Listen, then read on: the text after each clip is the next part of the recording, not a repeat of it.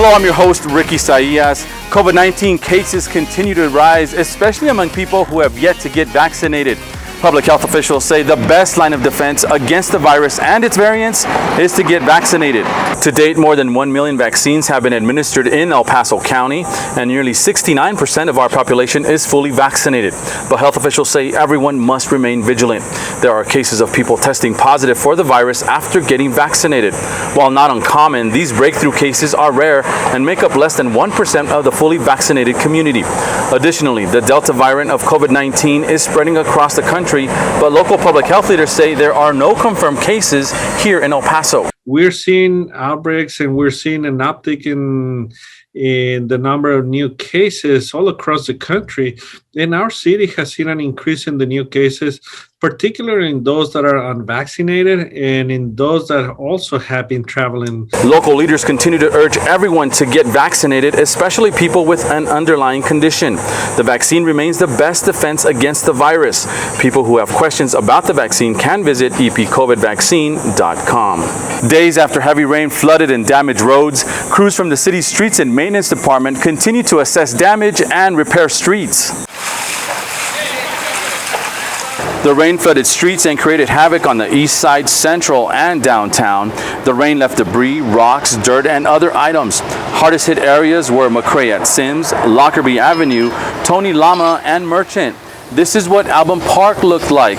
Crews closed some streets around the park because of flooding. The park is designated to collect water. Now playing and cooling off in that water, like this woman that we caught, is dangerous. Not only is the water dirty, it likely has chemicals, bugs, dog feces, and is full of debris. It will remain like this for a few days. The best bet is to stay away. Street crews will continue to keep an eye on the weather and will be on standby in case more flooding occurs. Besides tending to flooding, it's been a busy summer for the Streets and Maintenance Department. Crews are working on several projects around town that will make streets safer and improve traffic. On Copia Street between I-10 and Hueco, crews are adding a median to the street to help with traffic. Crosswalks and traffic signals are also being installed. Construction is underway on a bridge on Yarbrough near the border highway. The grant-funded project will take about a year to complete, but it's necessary to improve that bridge. All of these streets and road projects aim to improve safety for motorists and pedestrians. The El Paso International Airport is using a unique approach to improve its workforce. The janitorial staff at the airport is learning English as a second language, all in an effort to improve customer service. Your City in 5 media specialist Jose Solis shows us how it works. The greatest takeaway is seeing them engaged and committed in enhancing their skills.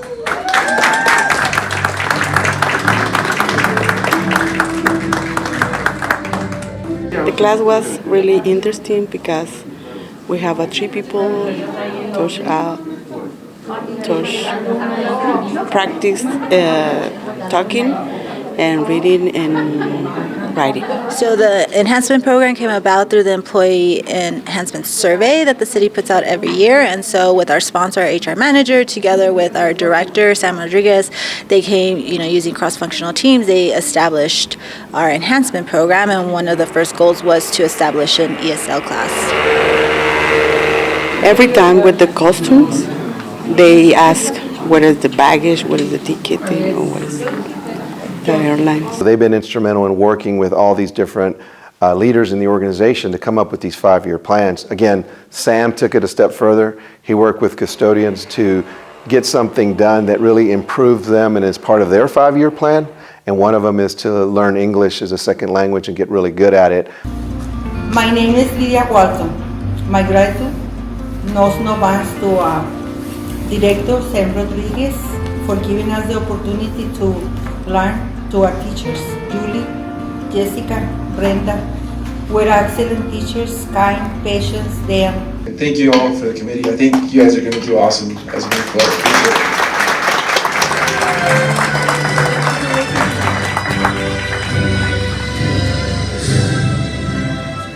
Thank you, Jose, for putting together that video. This is the first time that the city has implemented this type of program. It's also part of a broader effort by the city to improve the personal goals of staff members. In other city happenings, the El Paso Streetcar is rolling back into town. Their service will start once again on Thursday, July 29th from 4 p.m. to midnight. The streetcar will now run Thursday, Friday, and Saturday from 4 to midnight. The service remains free. You'll also see some special programming when you ride the streetcar. Elsewhere, the downtown Art and Farmers Market happens every Saturday morning, but if Saturdays don't work for you, no worries. A special market is happening from 5 to 10 p.m. on Thursday, July 29th at Cleveland Square Park, right in front of the History Museum. It's part of the last Thursday celebration in downtown.